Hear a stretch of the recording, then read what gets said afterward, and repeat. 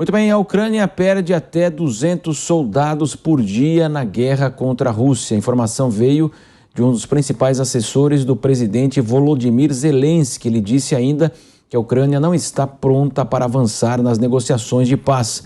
E nós vamos agora acionar diretamente da Europa o nosso correspondente Luca Bassani, que vai trazer as últimas atualizações. Então, bom dia, Luca. A gente sabe aí todo esse saldo, crianças, famílias e também, claro, os militares que atuam nesse conflito. Bom dia, Luca. Bom dia, Marcelo, a toda a nossa audiência do Segunda Edição. A gente vê que hoje esse número chama muito a atenção por conta da guerra ter se intensificado muito na região do Donbás.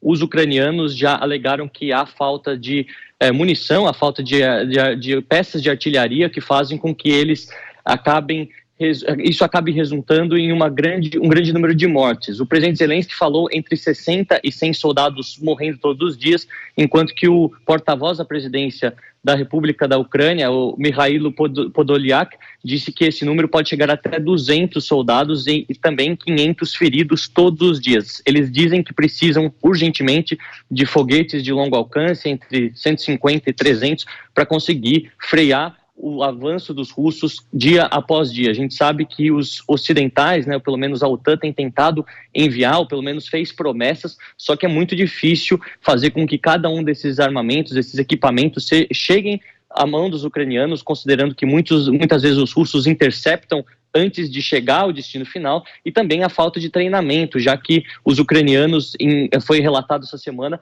tinham que usar o tradutor do Google para poder entender o que diziam os manuais de instrução de algumas das armas enviadas pelos europeus e pelos americanos. Então a gente vê que não é uma situação fácil. A cidade de Severodonetsk, onde está concentrada as batalhas no Donbás nesse momento, passa já por um controle quase 100% de seu território por parte dos russos, ao mesmo tempo que as perdas humanas são muito grandes, muitos refugiados, muitos mortos. Cada dia, se nós formos considerar esses números como verdadeiros, a gente vê que a cada semana são mais de 1.400, 1.500 mortos, mais ou menos, no campo militar, tirando todos os outros civis que colateralmente acabam também sendo atingidos por bombas, por balas, e se tornam vítimas dessa terrível guerra que ultrapassou 107 dias.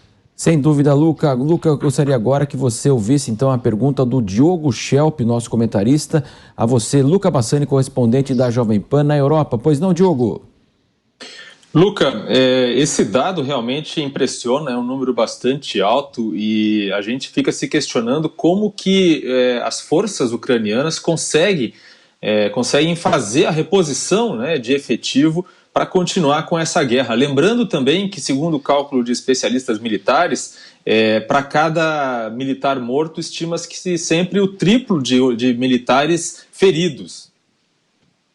Exatamente, o número, Diogo, chamou muito a atenção hoje quando foi descoberto, porque a gente até, foi divulgado, melhor dizendo, porque a gente até via uma resistência muito forte da Ucrânia aos arredores de Kiev, na região de Sumy, região também de Kharkiv. O problema é que no Donbás, os ucranianos eles não lutam apenas contra os russos, lutam também contra os separatistas, que durante esses 8 anos também foram acumulando armas enviadas pelos russos. Eles também são altamente treinados e muitas vezes encontrando um exército que é formado grande parte por civis, ou pelo menos pessoas que pela primeira vez nesses últimos meses tiveram contato com o campo de batalha. O desnivelamento, a concorrência desleal, o que faz com que naquela região específica seja uma verdadeira carnificina. A gente vê até que, relacionado ao número de civis mortos, pelo menos aqueles dados divulgados pela Ucrânia, quase 80% das mortes se concentram na região do Donbás. E também tivemos ataques generalizados no país. Portanto, a gente vê que lá, sim, é a maior dificuldade e é muito improvável, segundo vários analistas, tanto políticos quanto militares, que a Ucrânia consiga fazer qualquer tipo de diferença ou retomar qualquer tipo de território, seja Mariupol, seja Donetsk, Lugansk e agora Severodonetsk, dado a força que os russos têm tido e o controle forte que eles conseguem assegurar, principalmente pelo apoio político dessas populações minoritárias que são etnicamente russas, que são também muito expressivas em todas essas regiões. Luca, para a gente fechar, e o mais impressionante que vai caindo, como você diz, mais de 100 dias, Então hoje, por exemplo, já tem cúpula das Américas, Joe Biden e Jair Bolsonaro, o mundo caminha, o esporte, enfim, a vida avança e os aspectos que mais chamam a atenção são justamente econômicos, aí quando se fala do conflito, ganharam mais importância de todo esse caráter humanitário. Não tem mais pronunciamento da OTAN, não tem mais participação do Zelensky na Assembleia daqui, Congresso dali, enfim, vai caindo numa rotina que é trágica, evidentemente, para a Ucrânia. Exato, Marcelo. A guerra foi precificada. A gente vê que as preocupações dos líderes mundiais, principalmente do mundo desenvolvido, e que mostraram um apoio maior à Ucrânia no primeiro momento, é uma preocupação com a política interna, com as suas inflações, com a taxa de desemprego, também com a crise energética e o preço alto dos combustíveis.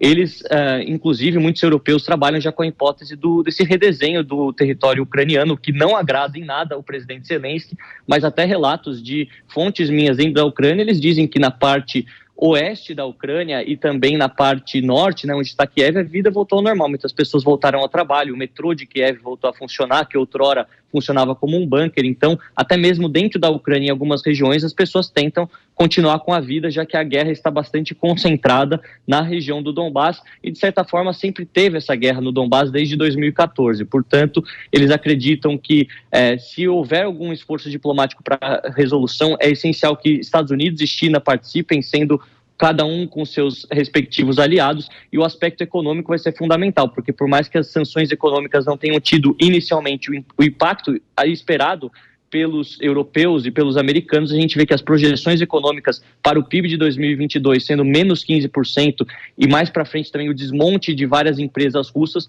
pode interferir na decisão do presidente Putin de tentar resolver alguma coisa no papel, pelo menos um cessar-fogo ou uma retirada parcial de tropas.